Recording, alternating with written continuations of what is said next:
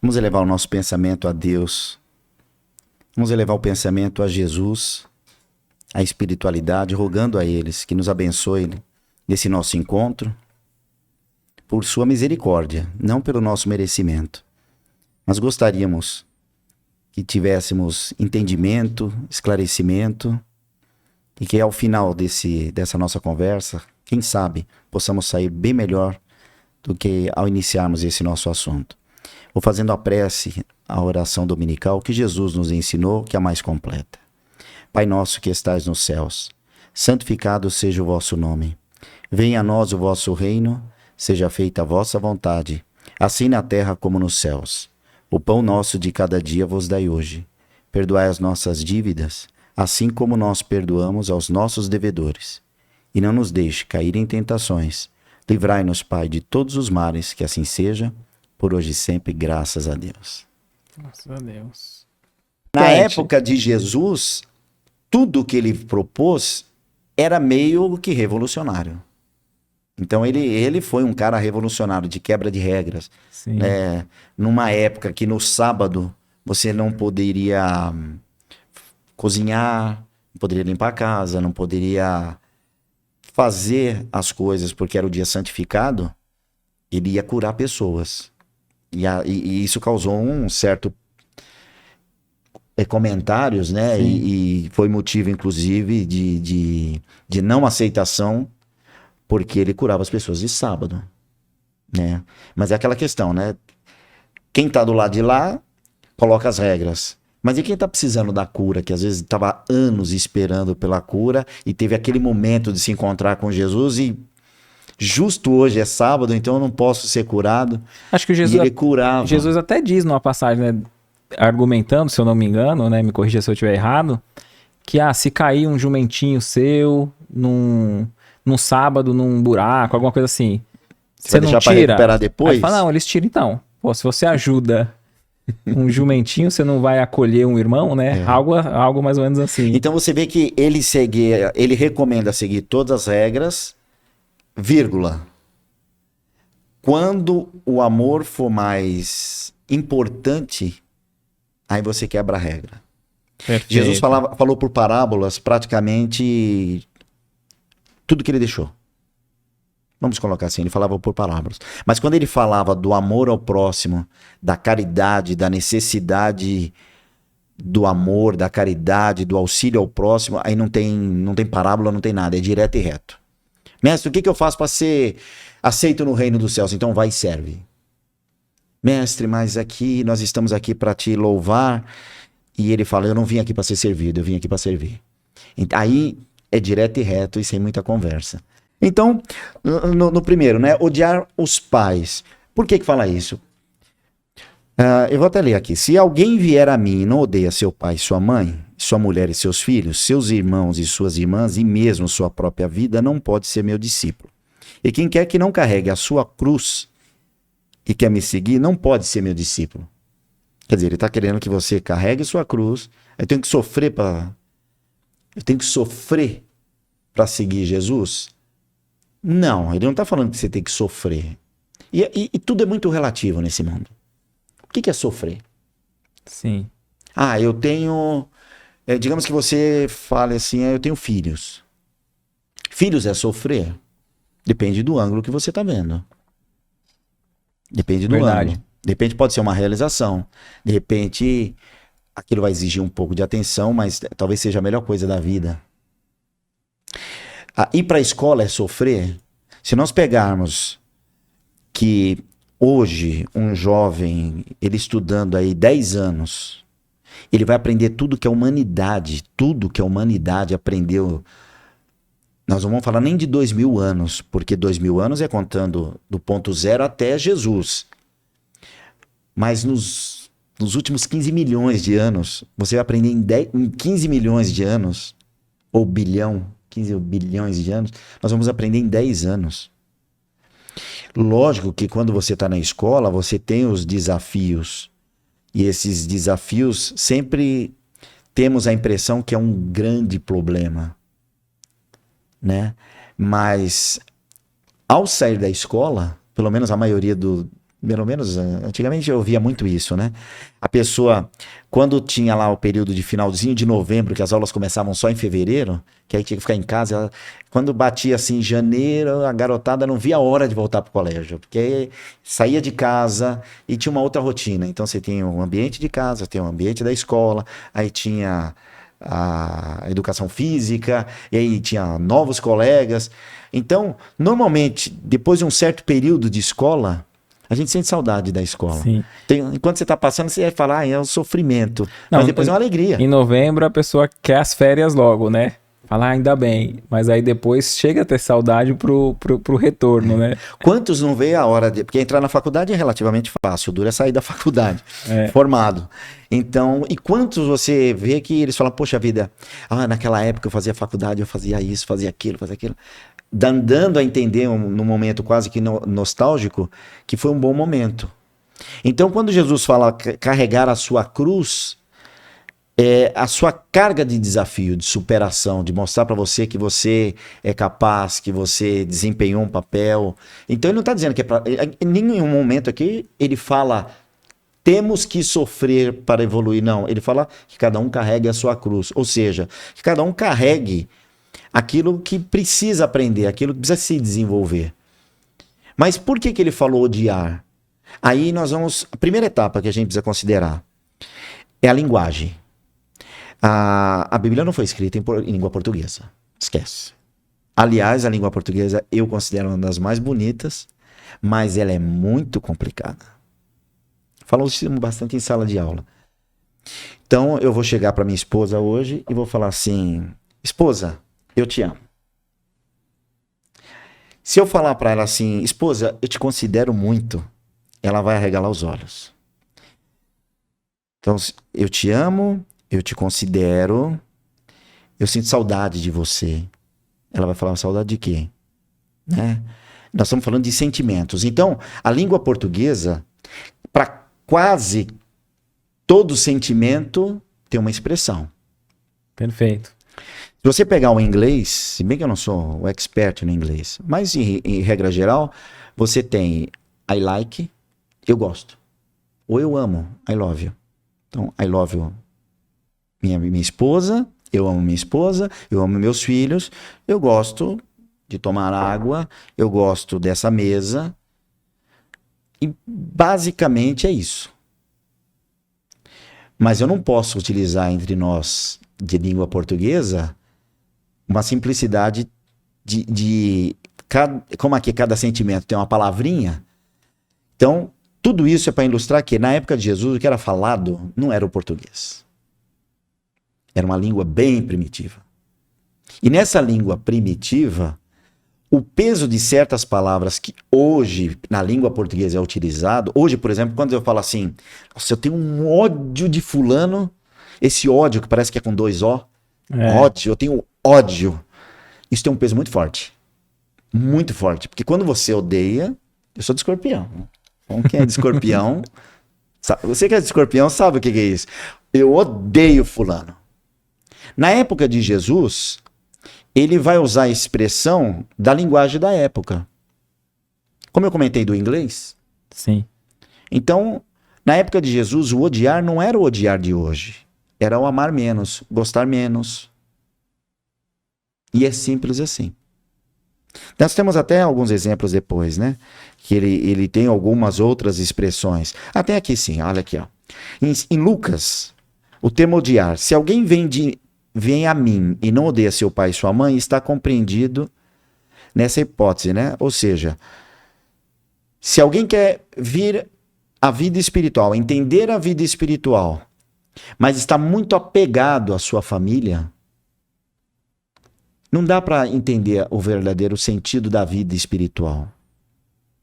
Vamos destrinchar um pouco isso, né?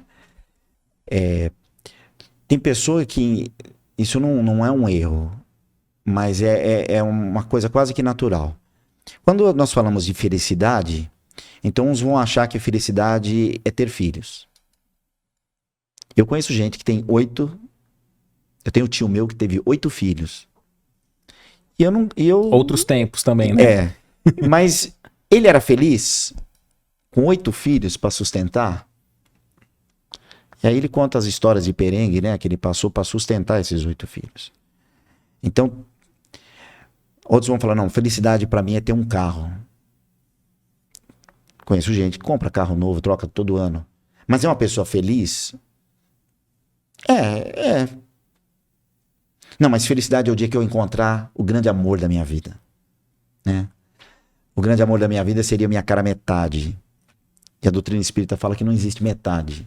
E nem cara metade. Isso aí é coisa de música, a metade da laranja e tal. Sim. Então você vai ficar procurando uma laranja a vida toda. Mas então, e eu conheço gente que achou a outra metade da laranja e não consegue ser feliz. Tem pessoa que fala assim, a minha felicidade é se eu for arrumar alguém muito bonito.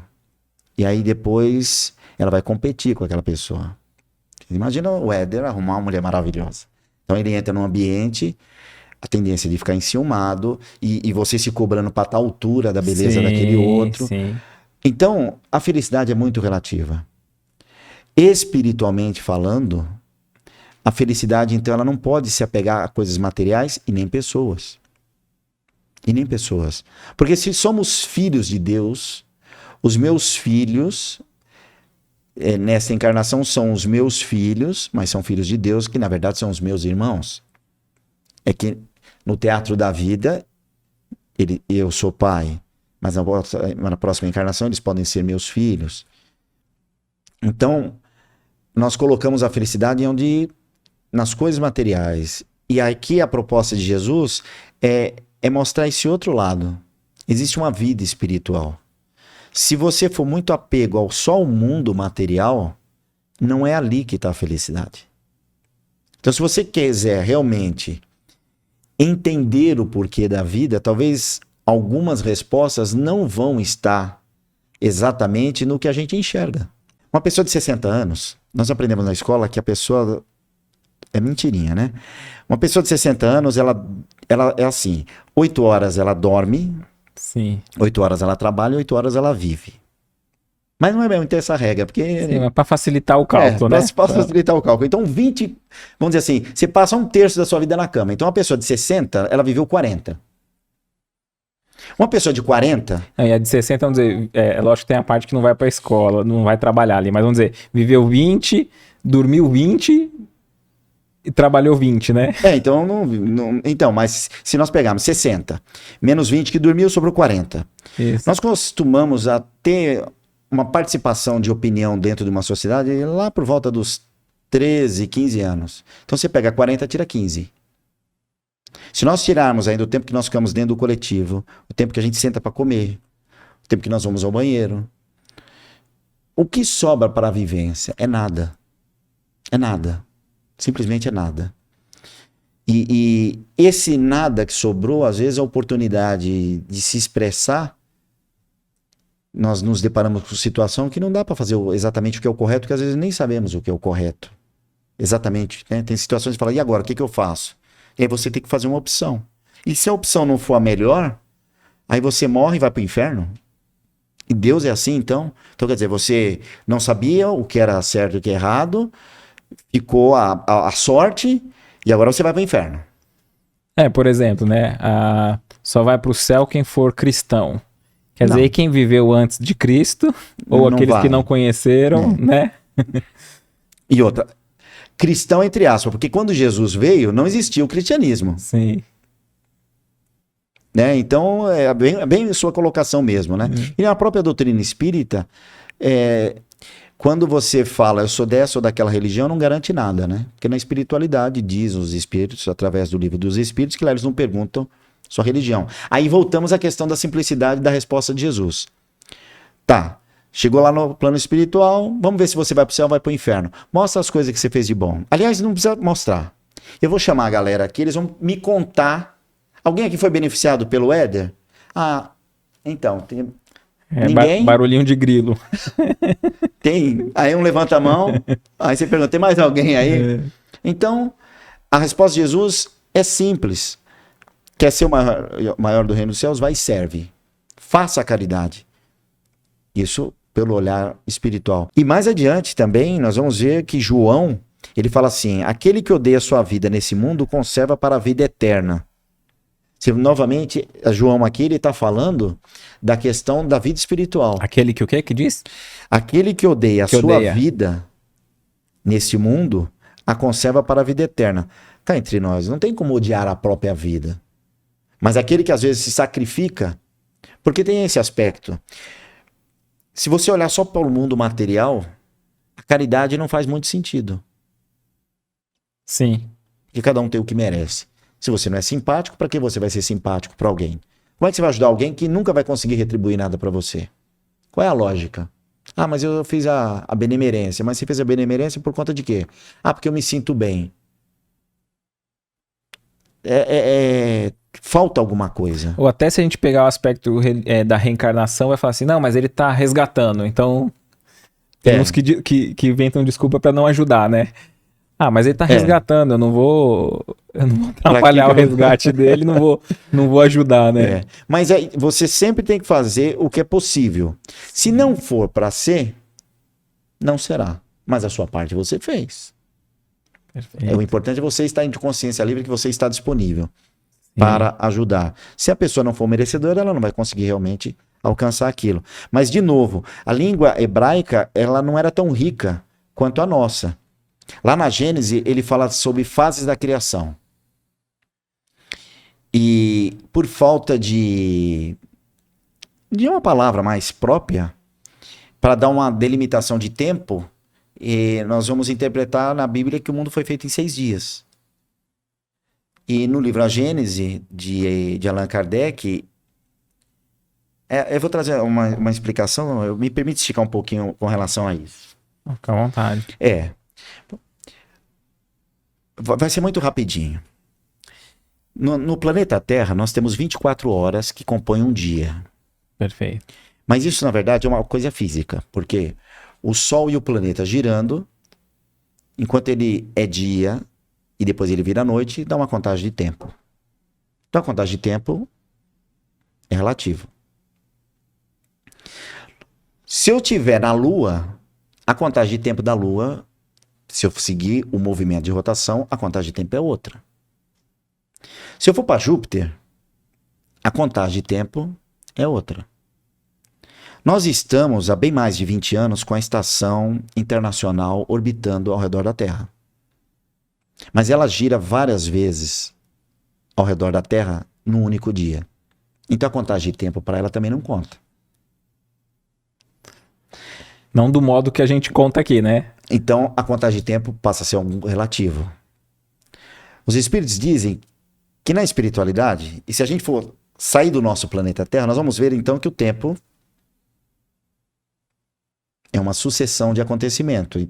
A contagem de tempo em si é uma conveniência nossa, importante. Porque eu marquei com vocês aqui, o nosso encontro teve dia e horário. Sim. E se não tiver uma conveniência, uma concordância, vira uma bagunça. Sim. Por isso que a gente vive sempre o presente. É um presente. Mas o presente é a eternidade.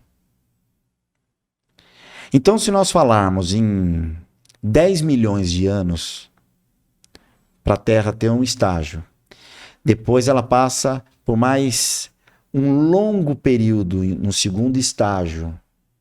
Poeticamente, eu poderia dizer que um dia é um estágio, o segundo dia é uma outra fase, que talvez vieram as plantas, o terceiro período, poeticamente, o terceiro dia vieram os animais, o quarto dia, e aí, poeticamente, o mundo foi feito em 6 dias e equilibrou-se no período no 7º dia.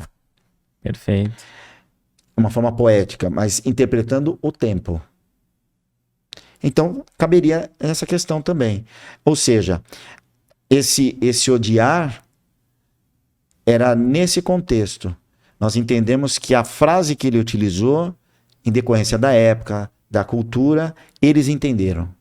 E você falando até sobre essa questão da linguagem, vamos dizer, não ser uma linguagem rica, vamos dizer, ter uma palavra para querer dizer várias coisas, né? Sim. E hoje em dia a gente tem mais palavras para as mais coisas, né? Seria também essa relação quando Jesus fala do do rico no É, camelo. bem lembrado. Quando ele fala assim, olha, é mais fácil passar um camelo no buraco da agulha do que um rico entrar no reino dos céus, então você vai falar, então não vai entrar. Eu sempre imaginei o camelo mesmo, o Então animal. então não vai entrar. É, é curioso. É, poderia ser, na linguagem dele, camelo ou camilo. Camilo, vamos pegar assim, seria cabo. E na antiguidade, cabo poderia ser feito também de pelo de camelo. Ou então, a palavra serviria para as duas coisas. Então, uma linha, ao invés de ser chamado cabo, era chamado de camilo, camelo. Então é mais fácil você lamber a linha e passar pelo buraco da agulha, aí vem a disciplina, do que um rico entrar no reino dos céus. Ou seja, vai exigir disciplina. Mas não é impossível. E não é impossível também porque, lembra das leis naturais? Se a riqueza não fosse algo que também fosse importante para a humanidade, não existiria. Aí nós podemos entrar numa discussão da concentração de riqueza e tudo mais. Mas se não houver um mínimo necessário para você ter um dinheiro para iniciar um projeto, ele simplesmente não acontece. O Chico Xavier até aborda essa questão, assim, quando ele tá no Pinga Fogo, né? Que falam sobre o valor gasto do homem ir pra Lua, se era um desperdício, né? Do dinheiro com tanta miséria e tal. E ele fala que foi necessário o empenho para as caravelas e para descobrir mais novas terras, né? nova tecnologia. Então, quer dizer, até se descobrir, tava se jogando dinheiro fora, mas teve que haver um investimento, né, de países e... Sim.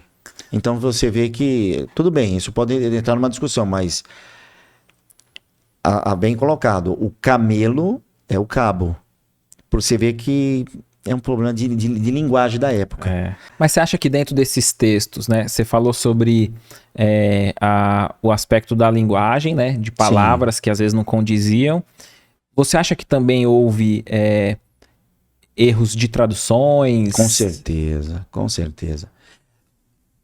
Para evitar os erros de tradução, isso daria um capítulo à parte. Foi que primeiro que era proibido você ler a Bíblia. A pessoa comum não pode. Se você for pegar, não sei se já comentaram aqui no canal, era proibido ler a Bíblia. Na época de Jesus existiam profissões. Os escribas eram as pessoas que entendiam, liam e escreviam. Então, hoje, você fala assim, uma criança aprender a ler e escrever é uma necessidade. Na época de Jesus, não era para todo mundo. Não tinha escola profissionalizante. Você vê no próprio Brasil, de 1900, a maioria do povo era analfabeto, né? E não tá nem longe. Então, quem era pescador, o vô era pescador, o tataravô era pescador, não tinha manual de instrução, ele tinha que ver, ele tinha que treinar, ele tinha que pegar habilidade. Então, os meus filhos seriam pescadores. Se meu pai era carpinteiro, como era o caso de José, Jesus ia ser carpinteiro. Jesus foi carpinteiro. O trabalho dele, a profissão dele foi essa. Então, escrever era para muito pouco. Era uma profissão. E filho de escriba era escriba, que era a profissão de escrever. Então, partindo disso, Jesus ele não escreveu nada. Não vou criar polêmica aqui, que não é o caso. Fica à vontade. Não vou, não.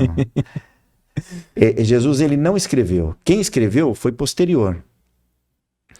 Tentaram deturpar alguma coisa. Depois aquilo foi traduzindo. Nós vamos ter a Revolução Protestante, Martinho Lutero. Martinho Lutero, ele sempre foi a favor que todos deveriam ter acesso. Ele foi excluído, ele precisou fugir, e ele foi um dos que transcreveu a Bíblia e divulgou a Bíblia. Então você vê que hoje, graças a Martinho Lutero, nós temos acesso à Bíblia. Perfeito. Mas a Bíblia não foi escrita também em latim, ela foi escrita em hebraico, em hebreu. Ele já traduziu do latim também, né? O latim vem depois.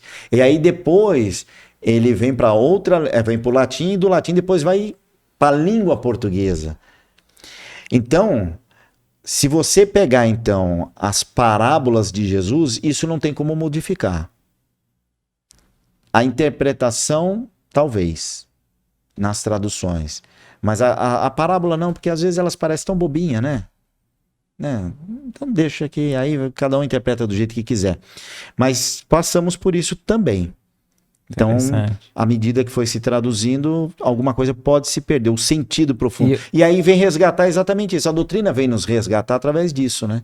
Que Jesus, ele comentou, olha, não é possível que eu fale tudo agora, mas fica tranquilo que eu mando o Consolador prometido, mas isso a gente vai lá no final retomar. Tem um outro que causa uma polêmica danada, que certa feita ele estava numa casa e a casa estava cheia de gente. Foi nessa época que a casa estava lotada e veio a mulher de Zebedeu e ela estava com as crianças e criança não tinha vez na época de Jesus, ponto. De novo, o duro de ter cabelo branco é isso, né? Antigamente, quando dois adultos estavam conversando, você tinha que sair da sala. Sim. Se tivesse dois adultos conversando e a criança passasse no meio, ela passava no meio e o adulto já dava um pescotapa. Sim. Tem na internet o que é pescotapa? Tem. Era o que? Um tapa. Sim. Às vezes era só o olhar. Mas o olhar. Daquele jeito, Nossa Senhora, se você olhava, você falava, hoje eu vou morrer. Reza por mim que hoje eu vou morrer. Então, criança nunca foi respeitado no sentido de criança não tinha vez. Sim. Obedece e acabou. Use seu sapatinho aí de desconfortável. Vamos para uma festa, então as meninas vão com aqueles vestidos e não sujo a sua roupa. E criança, como é que criança não suja a roupa? Como é que criança anda de sapato numa festa e a primeira vez está usando sapato? Você já usou sapato? Sapato pela primeira vez, sem lacear o sapato, aquilo machuca o pé. Então criança não tinha vez.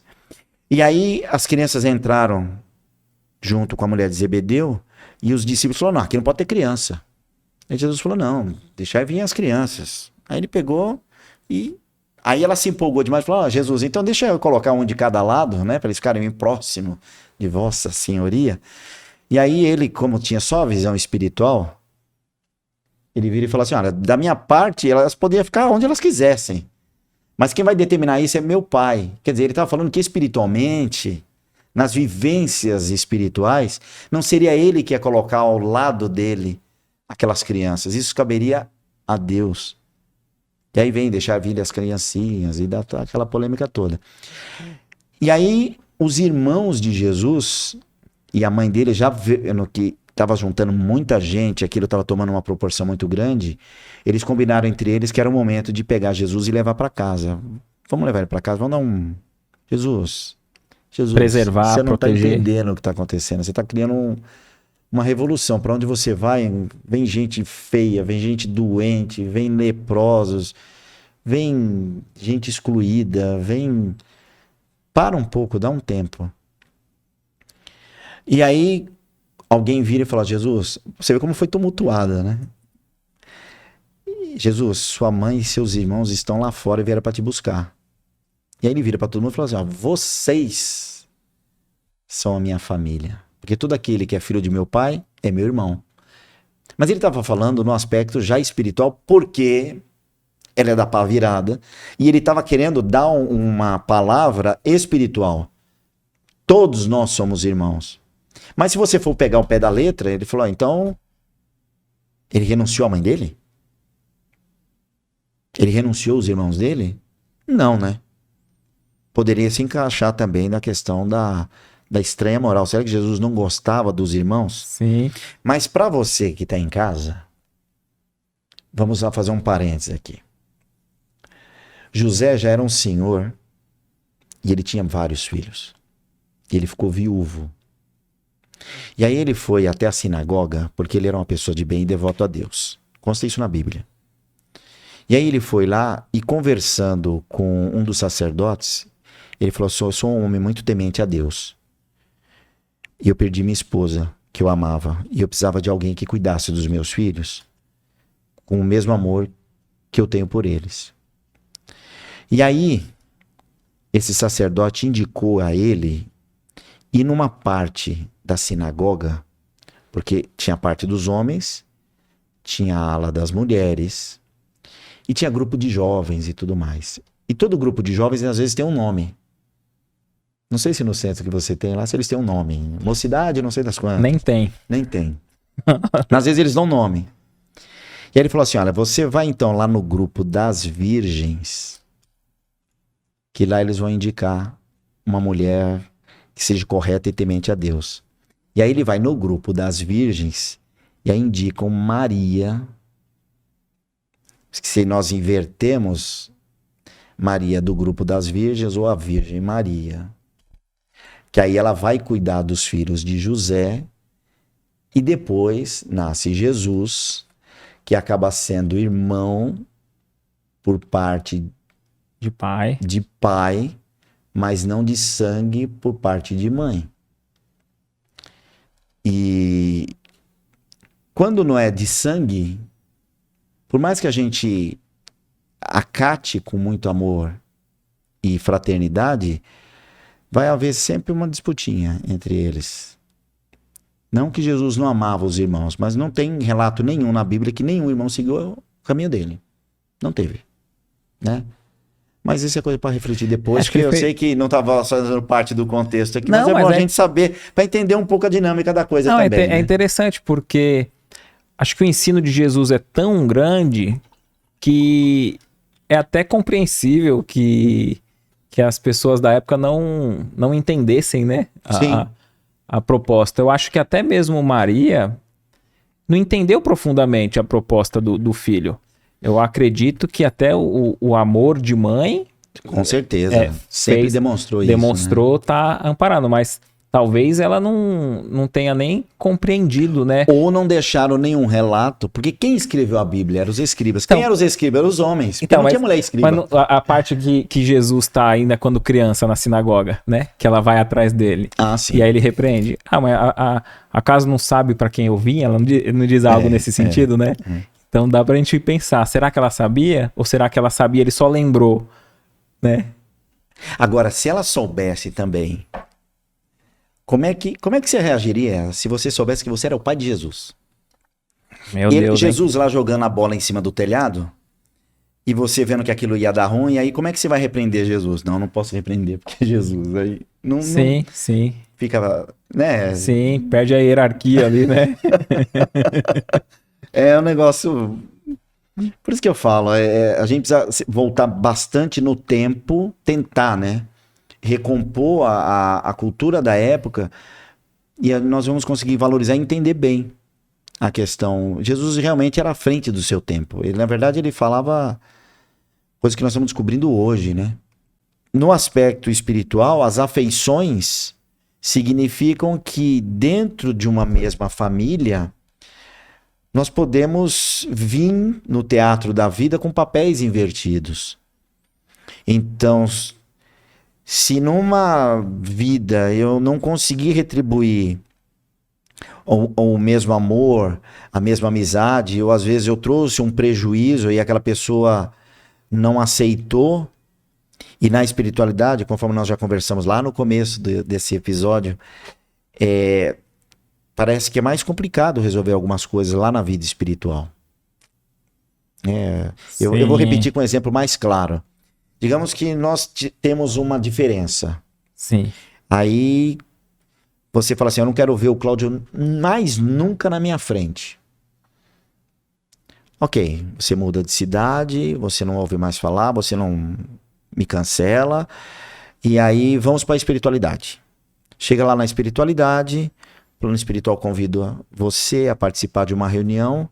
Aí você olha a 2 quilômetros de distância quem está vindo? O Cláudio. Se você não me suporta, teoricamente, se para o espírito, que é isso, nós estamos fora da matéria. não tem parede, não tem teto. Então, quando você fazer o contato visual que você me vê, provavelmente você já está na Europa. Não, aí eu posso complicar um pouco mais? Ó, aí vamos dizer Não se que, reconcilia. que aqui a gente usa máscaras, né? No Máscara. plano espiritual não tem como se esconder quem a gente é. A nossa vibração diz quem nós somos.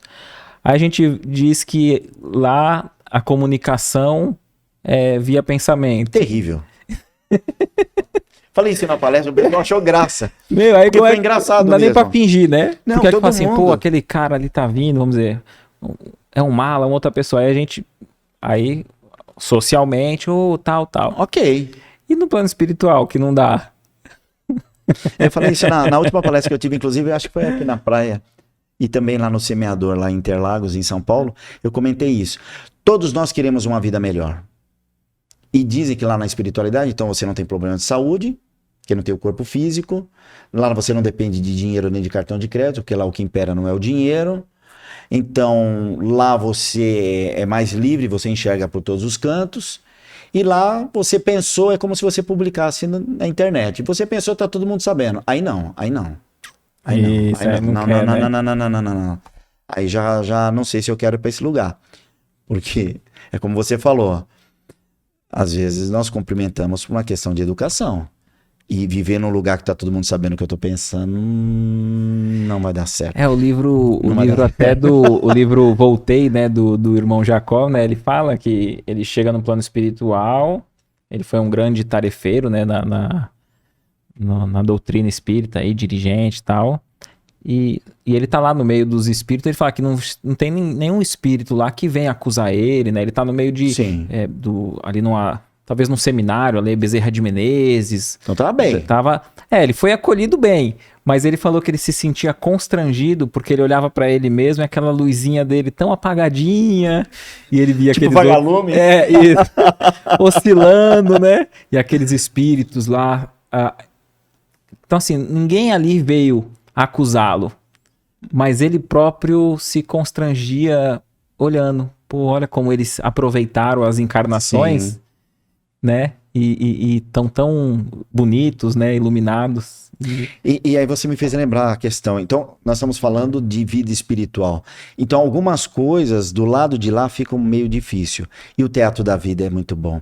O próprio Chico Xavier, o Francisco Cândido Xavier, uma vez ele, já com a saúde debilitada, ele vira para Emmanuel e fala, Emmanuel,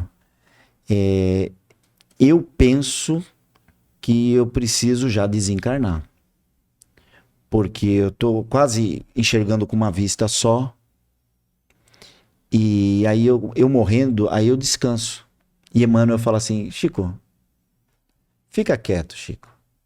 Primeiro que se uma tá ficando cega, você tem a outra. Imagina o espírito de luz falando isso. Sim. Que intimidade que tinha, né? E outra, Chico, as pessoas no mundo material, elas dormem porque o corpo cansa. Do lado de cá a gente não tem corpo. Então você aproveita porque você está de férias. Então, baseando-se nisso, algumas coisas só aqui no teatro da vida é possível. Então, as grandes reconciliações podem acontecer, às vezes dentro de uma família. Às vezes não. Toda a família sempre vai ter... Todos pensam azul e vai ter um que pensa amarelo. Se você que estiver nos ouvindo agora, você vê que a sua família, todo mundo pensa azul, então você é o da pá virada. Mas toda a família tem, porque é a oportunidade da reconciliação. E isso vai justificar um monte de situação. Os elos de simpatia. Por isso que nesse trecho do Evangelho, ele fala que as afeições são espirituais. Então pode acontecer da gente desencarnar e encontrar no plano espiritual espíritos muito mais afins, muito mais chegados a nós do que a nossa própria família consanguínea que a Dizem gente... que são os primeiros que a gente acaba reencontrando. Então, sim, são os primeiros que nós acabamos reencontrando. Que nem sempre são os nossos irmãos de sangue. E isso também vem justificar, às vezes, aquelas situações entre irmãos, entre primos, algumas até, né, de pais e filhos, né, que às vezes aquela encarnação é a possibilidade da união. E aí, mas é uma coisa pra gente conversar outro dia, porque aí isso é mais sério, aí a gente tem que preparar direitinho pra ser bem sutil, Perfeito, pra não melindrar, entendo. mas Pra gente é a aprender grande escola da pra gente vida. lapidar o amor, Pra lapidar o amor. acima de qualquer atração física, Sim. de qualquer outra coisa, né? Um amor, acredito que o amor mais puro que a gente conhece na Terra é um amor de mãe, né? Então eu Não acredito, sei, porque eu não sou mãe, mas dizem que é. mas você pôde sentir, creio eu, o amor Sim. da sua mãe por você, Sim, sim. né? Que é quase meio incondicional. Que é meio incondicional. E tem pessoas que são boas, tem gente que é Sim. maravilhosa, né? Sim, sim. Porque ela vai contra a lógica. E o amor dela ultrapassa esses limites. E aí vem a questão da afeição. Então a afeição é mais voltada para espiritual, por simpatia espiritual, do que pelos laços de sangue. Era nesse Perfeito. contexto que Jesus queria dizer. Então é bem profundo mesmo. Jesus virou em algum momento e falou assim: eu não vim trazer a paz, eu vim trazer a espada. Sim. Então vamos pegar a simbologia. A espada, o símbolo da espada é a libertação. É uma ferramenta de libertação e de imposição de uma situação, Tá. simbolicamente. A paz, o símbolo é a pombinha branca. Uma demonstração de estou desarmado e estou querendo a paz. Eu não coloquei no roteirinho, mas ainda bem que eu fui lembrado por conta disso. O oceano, e aqui nós estamos na praia, né? O estúdio aqui é na Na Praia região Grande, litorânea, né? Quando você olha o mar, a gente precisa respeitar o mar. Porque as ondas, elas derrubam. Perfeito. Elas derrubam, elas puxam, elas levam. Então nós precisamos respeitar o mar. E o mar revolto, nas profundezas do oceano, é uma limpeza total. O fundo do mar é limpo. Então eu jogo um copo plástico e ele simplesmente joga para a praia. Ele não aceita nada que é impuro. Tudo que não pertence ao mar, ele simplesmente devolve para a praia. Mas a visão que nós temos do mar não é uma paz. Não é uma paz. Ele é agitado, ele move, ele se movimenta. Quando você entra num lago, o lago sim é uma tranquilidade. Aquelas ondas, elas se movimentam lentamente. Aí você pega a pedrinha. Tem gente que sabe fazer isso, eu não sei fazer. Você escolhe uma pedrinha meia chata. Ela é redondinha, mas ela é meia chatinha, né? E aí você joga, tem gente que consegue clicar na água 2, 3 vezes, né? Ela joga e ela quica. É melhor fazer com um pedaço de azulejo, que é bem lisinho. Aí Funciona? Quica também? Tem que começar por aí. E aí você olha aquela lagoa, você fala assim, poxa, que paz. Mas todo o fundo da lagoa é um pântano praticamente. Porque se eventualmente um animal morre, ele não é jogado para fora. Ele fica apodrecendo e fica lá. Você joga uma lata, um copo, se ele não boiar, ele fica preso no fundo e ele fica lá. Então, o que é mais saudável? É o lago ou é o mar? Interessante, hein? Né? O Rapa, né? Mas na verdade não é bem o Rapa, né? Na música que ele canta, no Marcelo Falcão, naquela música Paz que eu não quero, ele fala assim que a minha alma tá armada e apontada para a cara do sossego. E em outra frase ele fala assim, pois paz sem vós não é paz, é medo.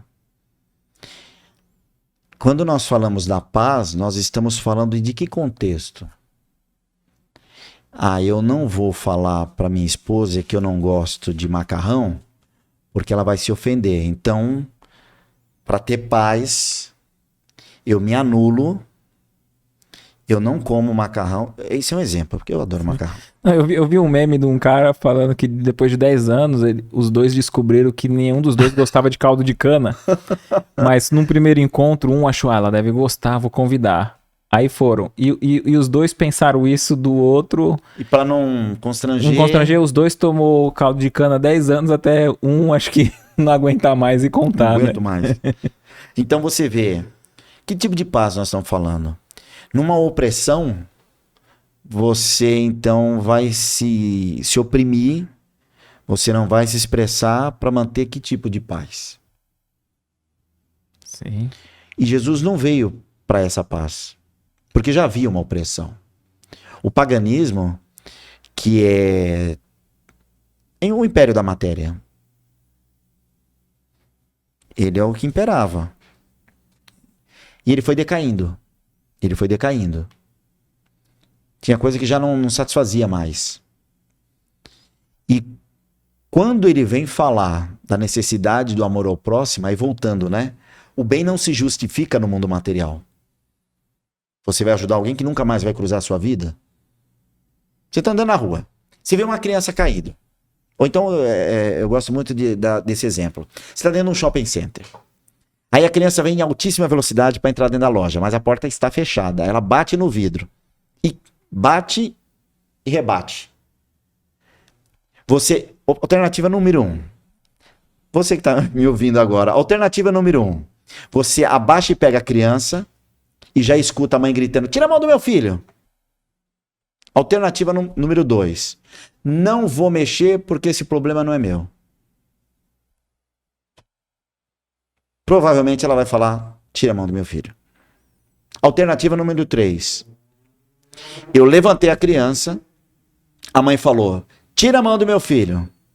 E você pensou, nunca mais eu vou fazer caridade na minha vida porque o ser humano não merece. Então, nessas alternativas, a opção de Jesus é, faça aquilo que seu coração mande, porque o bem é uma ação. E a reação, aparentemente, foi uma crítica, mas ela sempre vai ter alguma coisa boa e vai vir. Porque percorre o universo e te retorna. Perfeito. Achar que você se arrepende e que o mundo não merece, seria entrar nessa paz. Ah, não é problema meu, essa guerra não é minha.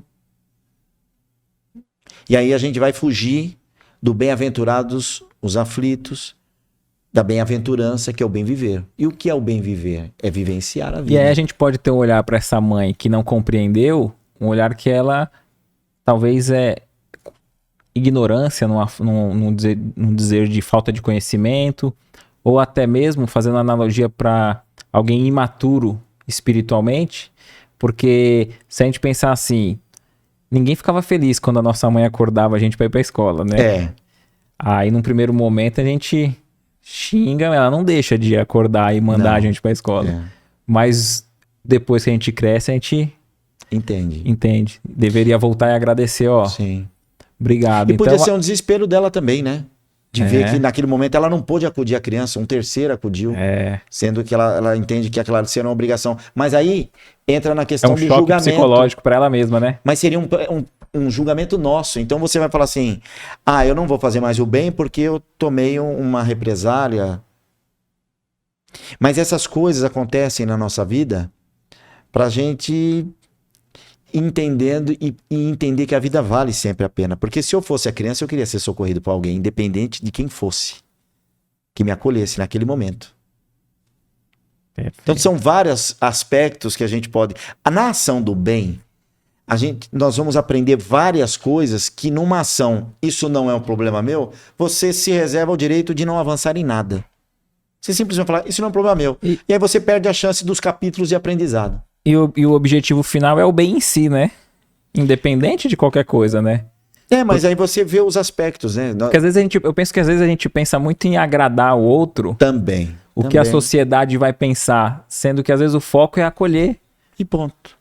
Você vê quanta coisa nós podemos aprender num simples. Ó, eu Num vou, fato. eu vou enchendo de coisa que você não preparou, Não, depois mas se o seu assunto tá bom, vamos lá. Eu Fica- adoro também. fica à Né? vontade aí, viu? Então, quando vem essa música, eu entendo que ela. Uma que é uma letra muito bonita, Sim. né? Essa é a vida, é a paz que eu não quero ter, que é de simplesmente dar as costas, Ser omisso. ser omisso e não vai valer a pena, não vou discutir. Olha como são as coisas. No livro Os Mensageiros, tem um capítulo que a pessoa estava dormindo e tendo pesadelos. E aí André Luiz diz que ele entra com o mentor no quarto e tem uma entidade com um padrão vibratório baixíssimo ao lado de quem estava, do encarnado que estava dormindo. E o encarnado estava tendo pesadelos. E os pesadelos eram influência dessa entidade que estava ali. E aí quando eles adentram a sala, André Luiz vê essa cena e a entidade, de forma muito cínica, quando vê os dois e vê que eles são mais evoluídos, fala assim, ué, vocês vão me expulsar? Aí o mentor falou, claro que não. Nós viemos visitar o nosso companheiro que agora dorme e que está tendo pesadelo. E a entidade fala assim, bom, ele, quando vivo, ele era meu amigo. Mas ele começou durante o dia a falar coisas que eu não realizei. Ele ficou falando mal de mim e eu vim tirar satisfação com ele. Aí André Luiz, vendo aquela cena, ele tomou partido. Ele falou, mas companheiro, pense no amor. E aí o mentor vira para André Luiz, e esse é o ponto principal de onde eu quero chegar, e fala a seguinte frase: não discuta com as trevas, porque isso pode lhe custar algumas encarnações. Então, me parece que na espiritualidade, espírito de luz não critica, não ofende, não bate boca. Então vamos imaginar uma seguinte situação. Agora é o Cláudio falando.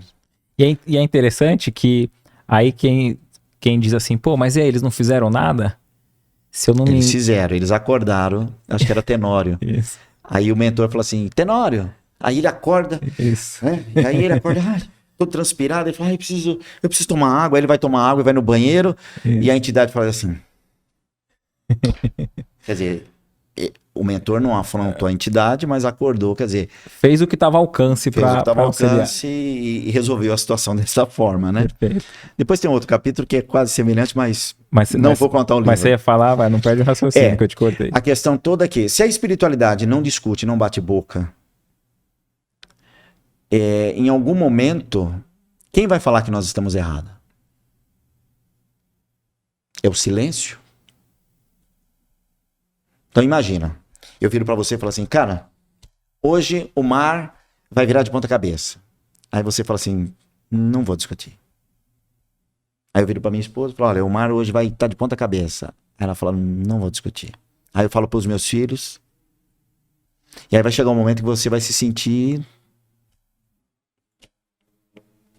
Eu não sei isso, como é que funciona, mas não deve ser muito fácil também não. Então, o primeiro sinal que você começa a ver as pessoas debandando pode ser um sinal. Que elas te amam, elas te amam, mas elas vão sentir que qualquer coisa que elas vão falar pode complicar mais a situação e elas não querem fazer isso. Ou talvez nem vale a pena mais fazer isso. E aí nós vamos começar a perceber. Quem tá na vingança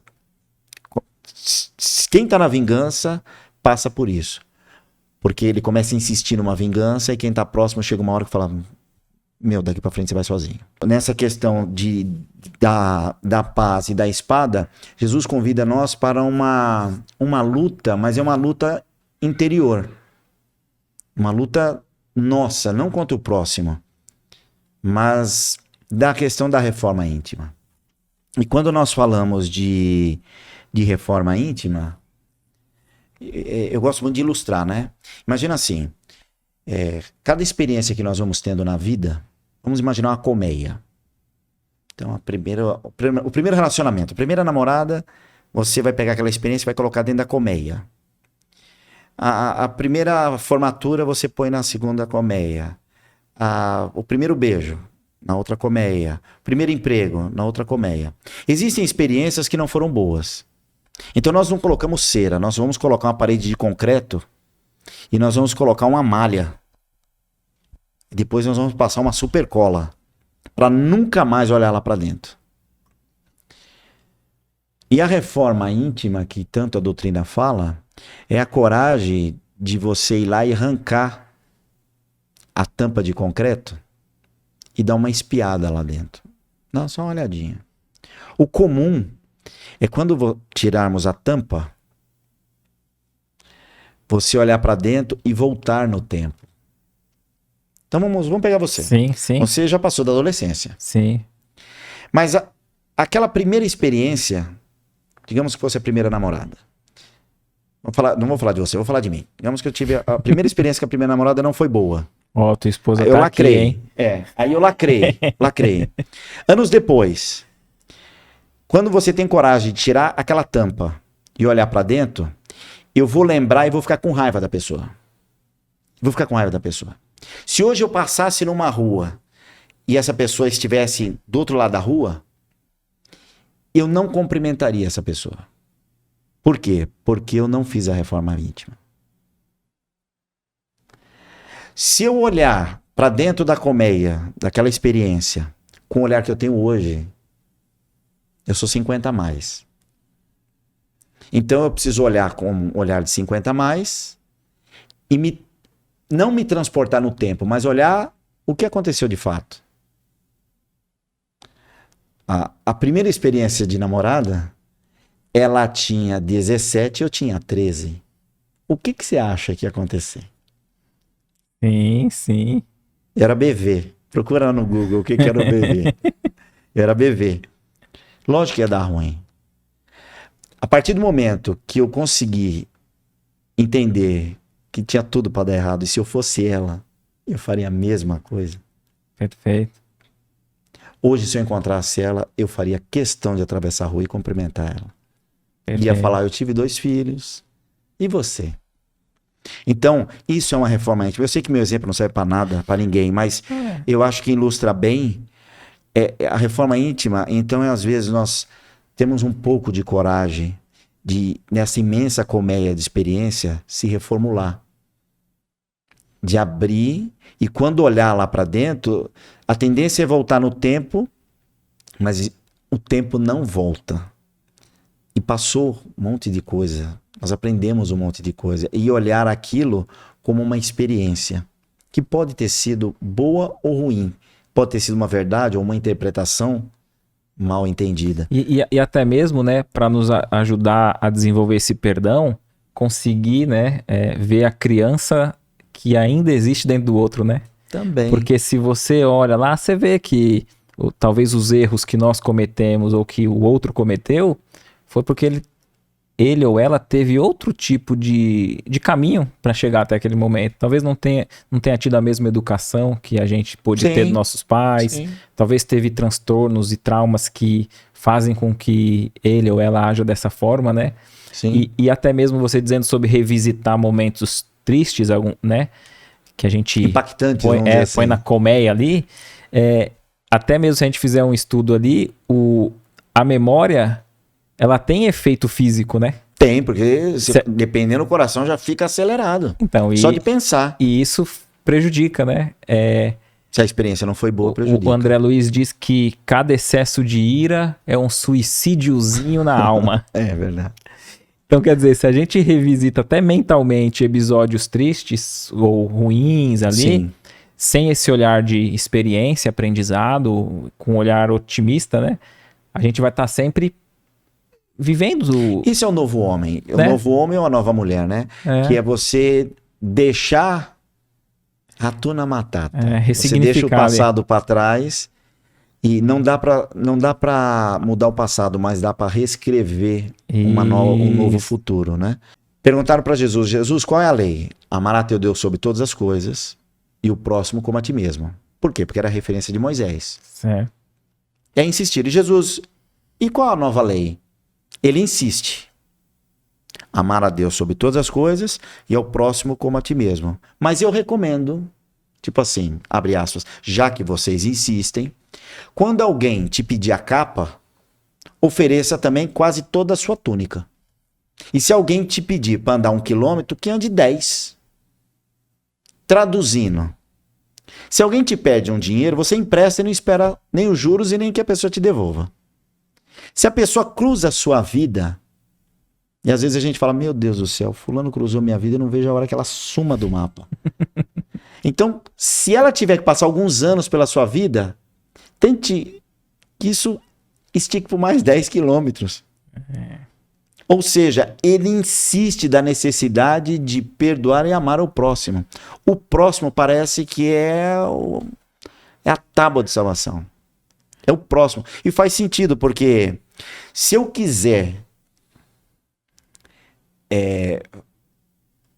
a perfeição, então eu vou me isolar numa ilha, eu não preciso de ninguém. Então se eu não preciso de ninguém, então eu não preciso de celular, não preciso de hambúrguer, não preciso de roupa, não preciso de barbeiro. O que eu preciso? E aí eu vou ter uma vida plena. E eu vou melhorar onde? Não tem como melhorar. A gente toma banho por conta do outro. Por conta do outro. Então, a minha salvação, a minha evolução, a minha beleza, a minha motivação é o outro. Como é que eu vou evoluir sem o outro? Se eu quiser comer pão, eu não sei fazer pão. Eu não sei fazer um celular. Eu não sei construir um carro. Minha área é a área financeira, administrativa e financeira. Isso eu posso ofertar. Então eu tenho algo para ofertar e o outro também tem. Isso constitui uma sociedade que faz parte das leis naturais. Lá no Livro dos Espíritos tem a parte lá que fala das leis naturais e entre elas entra a lei de sociedade. Então, para evoluir, nós preciso do outro. Porque quando eu tenho outro, aí, olha, o meu direito vai até aqui e o seu direito, então, vem até aqui. Mas qual é o limiar? Então, às vezes, um avança um pouquinho, outro fala, opa, e outro recua um pouquinho, outro fala, não, peraí, eu tô recuando demais. E o direito sempre vem junto com o dever, né? E a gente costuma esquecer, né? A gente costuma sempre lembrar qual é o direito que eu tenho, mas todos nós temos muitos deveres com... Então, mas você vê que depende, né? A gente, para evoluir, nós precisamos do próximo. Por mais que você esteja com pouca paciência para ser elegante em relação ao próximo, não tem como evoluir se não for através do próximo. Na pandemia, né, ressurgiu aí a música do Raul Seixas, né? O Dia que a Terra Parou, né? É verdade. Bastou um não sair para fazer a sua função que... Ninguém mais fez. E não tinha o que fazer. Toda ideia nova vai ter uma resistência muito grande. E Jesus teve muita resistência porque ele se tornou uma ameaça. Uma ameaça aos costumes.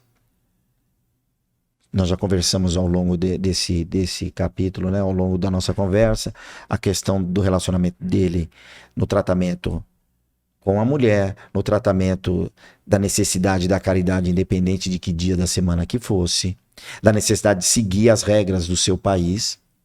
Precisa se seguir as regras, então se tem uma regra, precisa seguir. Então essas ideias, elas vão contra ao que nós, de modo geral, queremos, que é a questão egoísta. Então ele realmente representou uma ameaça para aqueles que sempre tomam vantagem quando se está no poder. Porque quando você está no poder, você precisa se perpetuar no poder, porque quem está no poder... E quando na reencarnação você fala, olha, nós podemos trocar de papel, aí você fala, não, mas eu não vou passar por isso. Eu não quero passar por isso. Eu não vou aceitar nem essa ideia. Não existe a mínima possibilidade de eu ter que me rebaixar para você. Nem que fosse na próxima encarnação. Mas Deus não pergunta as coisas. Você não pergunta pro seu filho determinadas coisas. Você oferece, olha. Hoje nós vamos comer. Você quer comer proteína branca ou vermelha? Sim. Aí ele vai falar, eu quero... Então, quer dizer, você deu duas possibilidades. Você não perguntou o que você quer comer. Deus não pergunta muito. Certas coisas Deus não pergunta. As mães antigamente, come o que tem. E agradece porque tem. E agradece porque tem.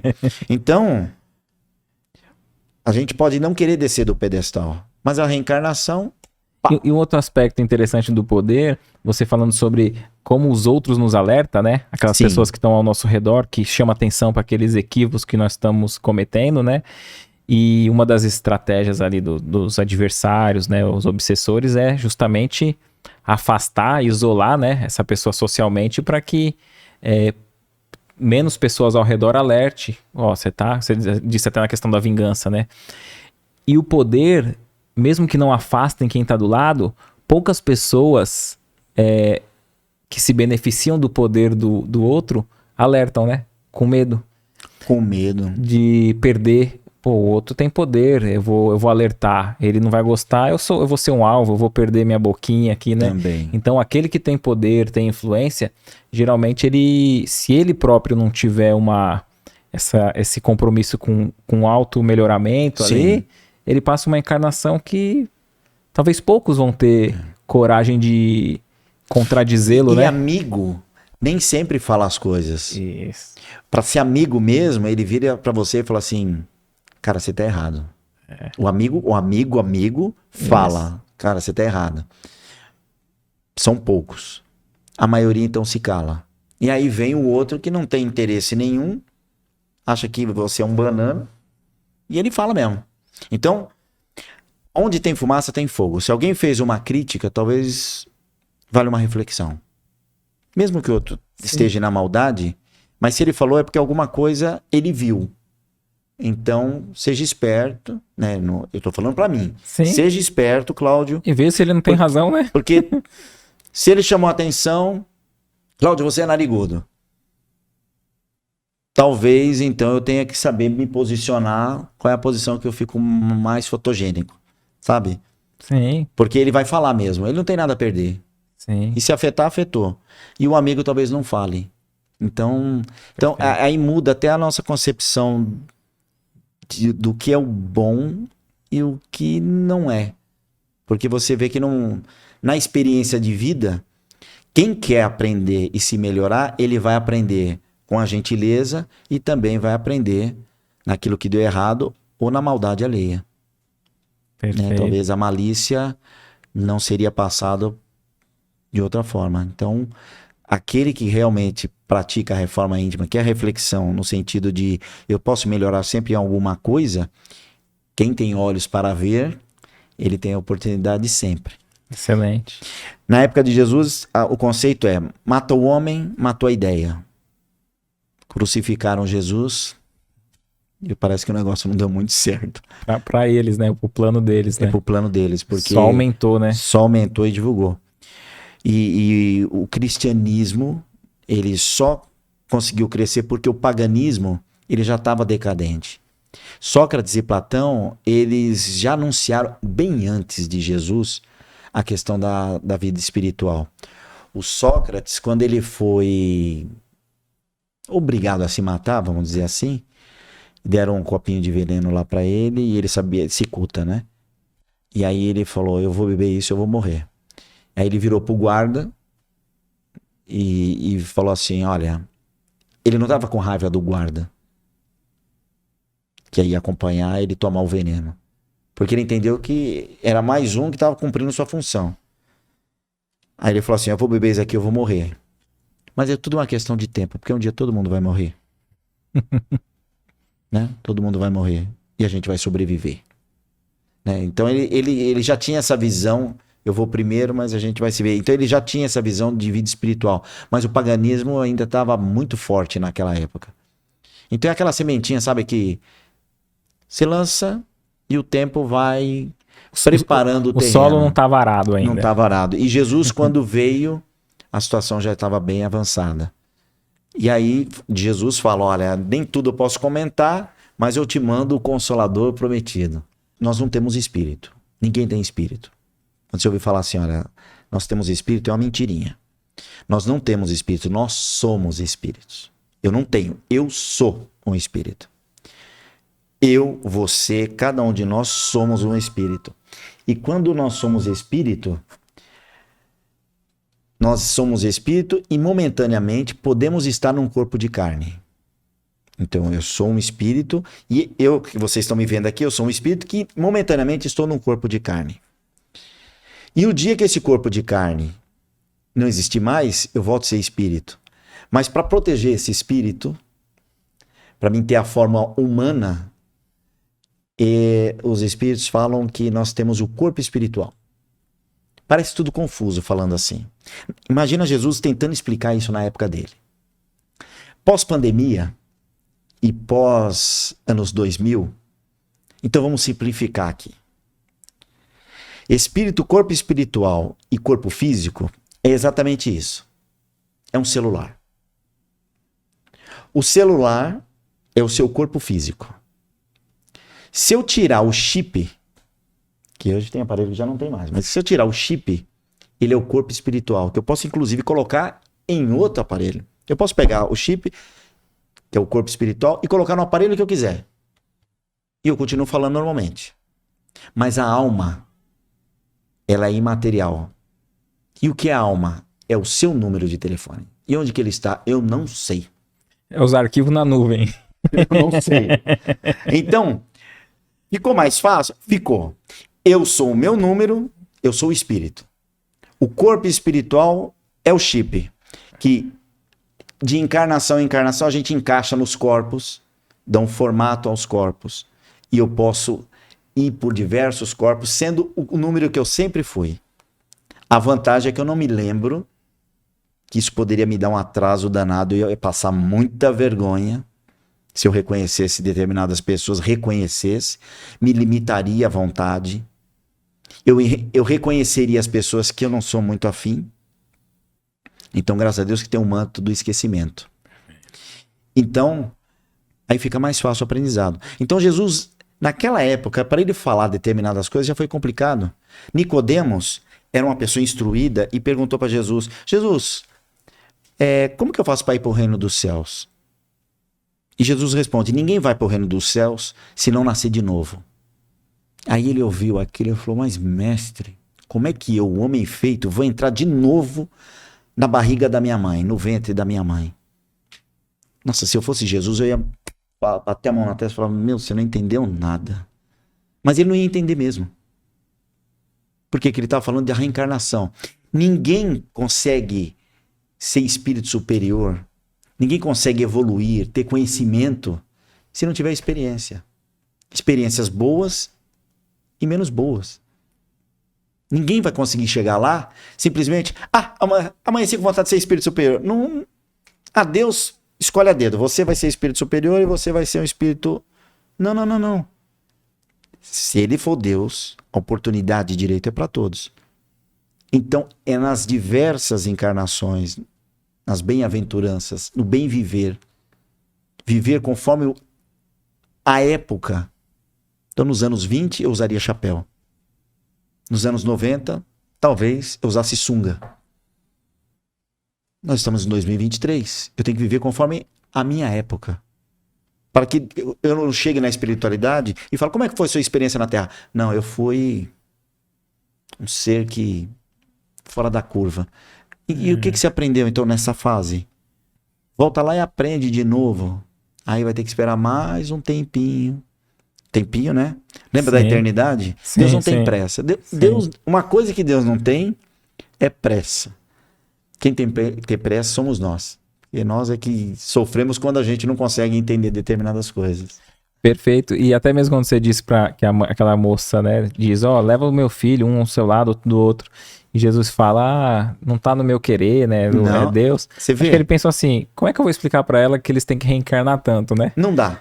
E em outra passagem, Jesus também diz assim, quando eles querem que Jesus explique, ele não fala uma parte assim, se vocês não entendem as coisas desse mundo, como é que eu vou falar das coisas de lá? Não dá. Vamos então para noite, né? No nosso encontro aqui, falar quando Jesus, um jovem veio atrás dele e ele fala assim, Senhor, eu não posso te seguir agora porque eu preciso enterrar meu parente. E Jesus fala assim, deixa os mortos enterrarem seus mortos.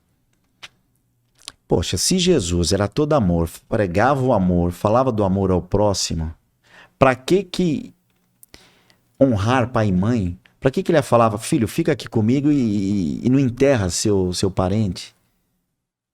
Parece uma falta de consideração. Sim. Parece. Mas tem que voltar no tempo, ver como que era a linguagem da época, se ele pronunciou exatamente dessa forma, se a Os tradução foi costumes, feita. né? É. Mas o que ele queria dizer isso? Isso dá um leque imenso. Quando nós amamos as pessoas e nós não sabemos amar, a verdade é essa, nós não sabemos amar. O amor que nós conhecemos é o amor orgulhoso, o amor possessivo. Eu viro pra você e falo assim, cara, eu te amo. E eu fico esperando a resposta. Sim. Se você vira pra pessoa que você gosta e fala assim, eu te amo. Eu vi que a sua esposa não respondeu, não tô querendo causar intriga, mas... Então, mas é porque se ela demorar 3 segundos pra responder, eu já falo, não precisa falar nada. Não tô esperando, né? Eu não tô esperando, eu não estou esperando. E às vezes a pessoa fala assim, eu te amo, aí você fala, eu também. Aí a outra fala, como assim também? Não, você tem que falar. Tem que falar o quê? Sim, sim. Não, você tem que falar A frase completa, a frase. Então, quer dizer, é um amor possessivo. A gente, primeiro, nós falamos de amor de mãe. Sim. A mãe não tem que perguntar se o filho gosta dela. Porque ela ama. Ela ama. Ponto. Deus ama. E o meu amar é diferente de amar. Do seu amar, do amar dela. Tem gente, eu conheço gente. A minha sogra era assim. Você ia visitar ela, e eu falo que nem tive sogra, porque eu tive uma segunda mãe. Era uma benção. E quando eu chegava lá, ela preparava a janta, e pro meu filho, ele gostava de franguinho fritinho. Ela temperava o frango, ela cozinhava o frango, depois ela fritava o frango. Então, a forma dela amar era agradar a cada um da forma que ela conseguia fazer. A minha mãe, por exemplo, ela amava, mas ela não era de beijo e abraço. Quando você abraçava ela... Mas tem gente que não, tem gente que é até pegajosa. A forma de amar é aquele amor pegajoso, quer ficar agarradinho. E tem criança que fala, ai mãe, me deixa. E não é que a criança não gosta da mãe, ou o outro não gosta. Você vê que quando nós falamos eu te amo, você meio que quer que o outro responda da forma como você gostaria. Roberto Carlos tem uma música que Como vai você? Como vai você? Eu preciso saber da sua vida. E tem uma frase que ele fala assim, eu preciso tanto te fazer feliz. Ou seja, a felicidade para ele era ver a felicidade no outro. Quando Daniela Mercury regravou a música, isso não é uma crítica, porque ela é uma artista tão quanto Sim. maravilhosa. Mas a letra da música vale essa observação. Quando ela regravou, ela fala assim, preciso tanto me fazer feliz. Mas mudou tudo. Então, como nós não sabemos amar ainda, nós entendemos que o amor precisa ser retribuído, no mínimo, no mesmo patamar. E não é esse amor que Jesus está falando. Porque o amar pode ser num prato de comida, pode ser numa sopa, pode ser numa roupa que você dá para quem precisa, pode ser numa cesta básica, pode ser num telefonema. Oi, como é que você tá? É interessante, não sei se você já viu um corte do Rossandro, ele falando que ele queria muito ir pra uma micareta, e aí ele era jovem, aí ele, mãe, eu quero ir, tal. A mãe dele, não, você não vai. E achou que não era viável pra idade dele e tal, pra ele ir. E ele ficou muito triste, quis parar de falar com ela um tempo, tal, não sei o quê. E aí ele chegou e falou assim, mãe, se você não deixar eu ir, eu não vou te amar mais, não te amo mais. Coisa de criança. Aí ela, então, mas o meu amor não depende do seu amor por mim.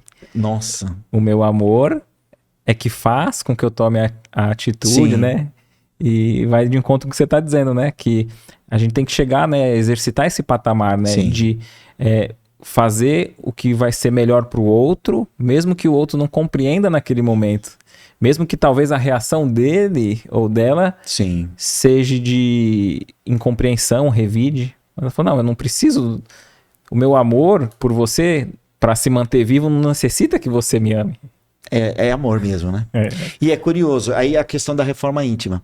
Esse filho que passou por essa experiência, se ele tiver a coragem de abrir a colmeia e pegar esse fato que naquela época para ele foi desastrosa, ele vai sentir um amor imenso. Sim. Ele vai se sentir amado. E isso Sim. vai trazer reconforto. Mas se ele não tiver a coragem de fazer a reforma íntima, ele sempre vai achar que talvez a mãe dele gostasse mais do irmão. É. Porque o irmão foi na micareta e ele não foi. Sim, sim. Então, você vê como nós precisamos Ter bons de olhos. vivência e se quiser aprender, você pode transformar as suas experiências num trampolim para a felicidade. Perfeito. E quando ele fala assim, deixar os mortos enterrar seus mortos, é que quando, voltando, nós temos um amor egoísta. Às vezes nós perdemos um parente e para a vida material, e essa pessoa desencarna e nós ficamos tão preocupados, e é um direito que nós temos, e fica em luto. É um direito que nós temos. E nós entramos em luto, e esse luto não nos permite de perceber que ao nosso redor tem pessoas que dependem do nosso sorriso. E então você não deixou aquela pessoa... Você não deixa a pessoa em paz, que espiritualmente a gente vê que cada vez que você lembra com tristeza, o outro recebe aquele sentimento não com alegria. Quando você lembra de alguém e fala, poxa, eu sinto saudade da pessoa, mas aquela pessoa foi importante na minha vida, o sentimento que vai é uma gratidão.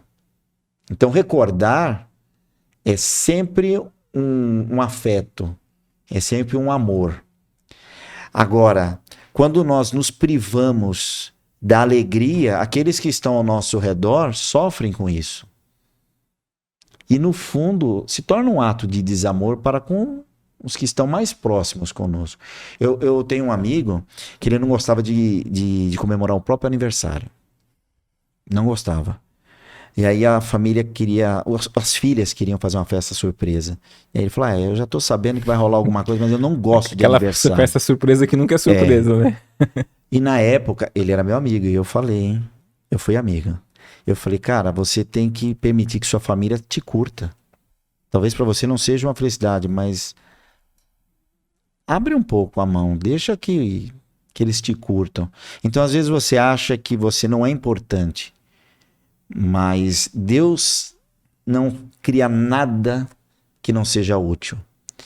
Você é a maravilha que Deus colocou no mundo. Então você com certeza é útil, embora talvez você não se reconheça dessa forma. E as pessoas dependem, e a felicidade dos outros também depende de você. Tal como quando nós vemos uma pessoa que a gente gosta feliz e nos sentimos felizes, o oposto também é verdadeiro. Quando você está bem, as pessoas que lhe querem bem se sentem bem.